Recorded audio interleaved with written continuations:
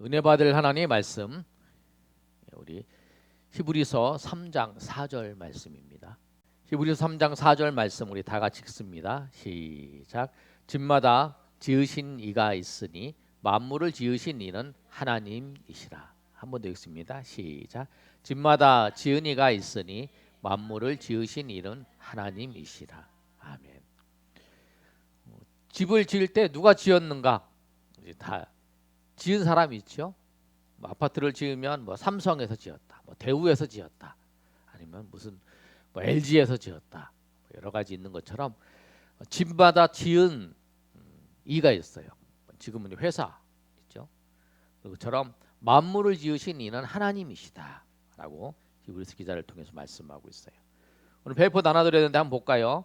우리 눈에 보이는 물질 세계, 그 도표에 대해 설명을 하고 있는 거예요. 도표에 보면은 클릭되어 있는 부분이 있죠. 전체 클릭되어 있는 부분이 있으면 클릭되어 있는 부분에 대해서 오늘 설명하고 있는데, 이 세상에 한번 읽어보겠습니다. 자, 시작. 이 세상에 존재하는 모든 것은 원인이 있습니다. 우리 주변에 시작. 우리 주변에서 볼 수 있는 물건을 예를 들면 책상, 의자, 텔레비전, 전화기, 자동차, 비행기, 옷, 시계, 신발 등 어느 것 하나 스스로 존재하는 것은 없습니다. 반드시 이 물건을 만든 공장이나 사람이 있습니다. 그런데 하늘, 바다, 물고기, 새, 해, 달, 별 등을 우주 만물과 있는 모든 사람들이 만들 수 없습니다.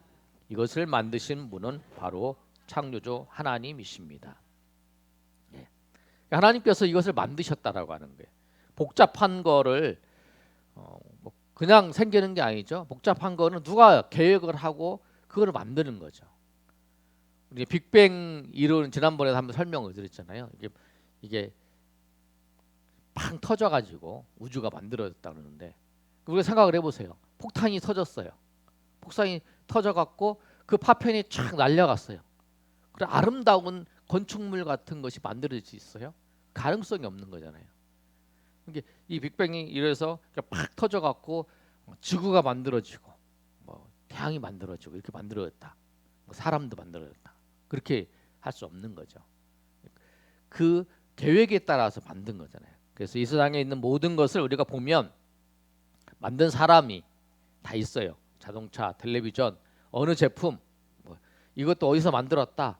저도 이 패드 쓰는데 이 패드를 누가 만들었다. 다 회사가 있잖아요. 그것처럼 이 세상에 존재하는 거, 하늘과 바다 이런 건 다 누가 만들었냐면 하나님께서 만들었어요. 그리고 하나님 창세기 1장 1절에 분명히 말씀하고 있잖아요. 태초에 하나님이 천지를 창조하시니라. 이렇게 분명히 하나님께서 선포하셨어요. 천지는 하늘과 땅, 하늘에 있는 하늘, 땅에 있는 모든 것들을 하나님이 만드셨어요. 자, 그다음 볼까요? 한번 시작. 만물을 보면 시작. 만물을 보면 이 세상의 주인이 하나님 사실을 알 수 있습니다. 예, 지구는 시작. 지구는 태양으로부터 1억 5천만 킬로미터 떨어져 있습니다. 이 지구가 태양에서 조금만 가까우면 동식물이 타 죽고 멀어지면 얼어 죽습니다. 지구는 끈으로 메어 놓은 것도 아닌데 정확한 거리, 정확한 속도로 태양을 돌고 있습니다. 지구의 공전은 시속 10만 8,700km로 365일 5시간 48분 48초 걸립니다. 또 시속 1600km로 23시간 56분 4.09초로 지구를 좌절합니다. 이러한 정확성은 저절로 될 수 없습니다. 우주의 신비와 정확성을 통해 하나님이 이 세상을 지으신 분이라는 사실을 알 수 있습니다. 그래서 보시면 태양을 중심으로 지구가 돌잖아요. 이렇게 지구가 도는데 그 정확한 속도와 그 다음에 시속 이제 이거 따라서 이렇게 도는 거야. 근데 조금만 가까워져도 안 되고 조금만 멀어져도 안 돼요. 좀 가까워지면 동식물이 이제 타 죽고 멀어지면 얼어 죽잖아요. 그런데 이것을 우연히 빅뱅에 의해서 팍 터져가지고 거기에 정확한 위치에 딱 갔다. 그렇게 설명을 하고 있는 거잖아요. 그게 아니죠. 하나님께서 정확한 그 계획을 가지고 만드신 거죠. 그리고 그렇게 돌아가도록 정확한 시간 돌아가도록 유지를 하나님께서 지금도 통치하시고 다스리고 계시는 거죠. 그것을 말씀하고 있는 거예요. 자, 왼쪽에 있는 그 창세기 1장 20절 말씀 로마서 1장 20절 말씀 읽어보겠습니다. 시작. 창세로부터 그의 보이지 않는 것들 곧 그의 영원하신 능력과 신성이 그 만드신 만물에 분명히 보여 알게 되나니 그러므로 저희가 핑계치 못할지니라. 그래서 만물을 보더라도 지구가 태양을 도는 것을 보더라도 하나님께서 이 세상을 창조하셨다라고 하는 것을 알 수 있어요. 왜? 그냥 우연히 만들어진 게 아니라는 거예요. 태양이 지구가 우연히 만들어진 게 아니라 하나님께서 정확하게 하나님께서 창조하시고 하나님께서 도는 그 것들을 계획하시고 하나님께서 하셨다라고 하는 사실이에요. 자, 그다음 과학자들 중에 기독교인이 많습니다. 거기 한번 읽어보겠습니다. 시작. 과학을 연구하다가 하나님을 발견한 과학자들이 많습니다. 만유 인력을 발견한 뉴턴, 과학 분야의 파스테르, 지동설의 갈릴레이, 천문가 케슬러, 곤충기를 쓴 파블로, 유전 법칙의 멘델, 파스칼, 달 착륙 로켓의 아버지 폴 브라운 박사, 이런 분들 외에 수없이 많은 과학자들이 자연과학을 통해서 창조주 하나님을 더 믿을 수 있었다고 고백합니다. 그래서 이 과학자들이 연구하다가 이것은 우연히 생긴 게 아니고 우연히 생긴 게 아니라 하나님께서 정교하게 하나님께서 그 법칙을 만드시고 그 법칙을 부여하셔서 그렇게 진행되는 것이 그게 우연하게 이루어진 게 아니다라고 하는 것을 과학자들이 이제 그 연구를 하면서 증명을 한 거죠. 그래서 오늘 로마서 1장 20절 말씀에 그러잖아요.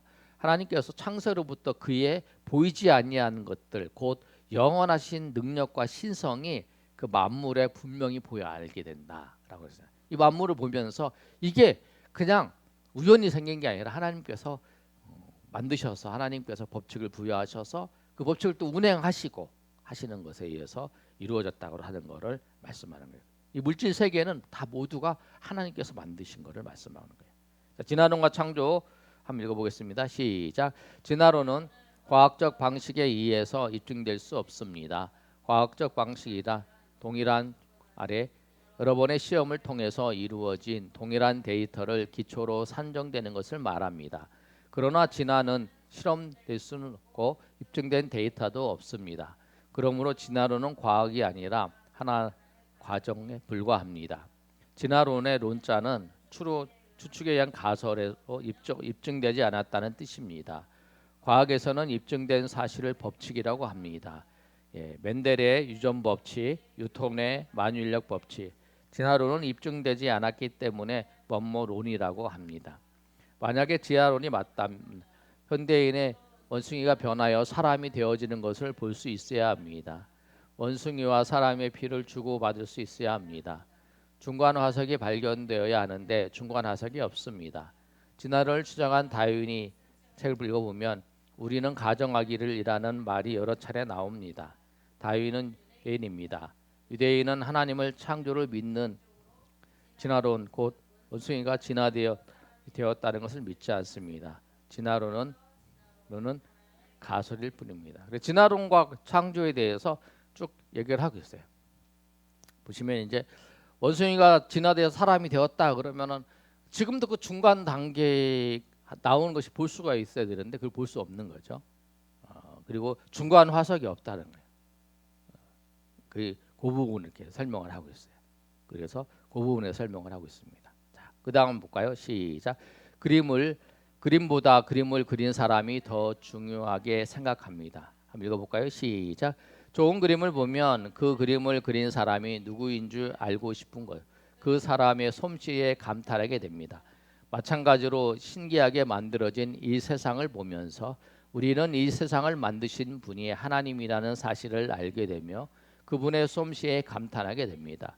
아무리 좋은 그림이라도 그 그림 절을 하거나 인사를 하면 그 사람은 정신 나간 사람인 것처럼 우리 하나님이 만드신 피조물을 절하거나 감사하는 것은 잘못된 일입니다. 아름다운 세상을 만들어서 선물로 주신 하나님을 찬양해. 그렇죠. 그림보다 그린 사람이 더 중요한 거잖아요.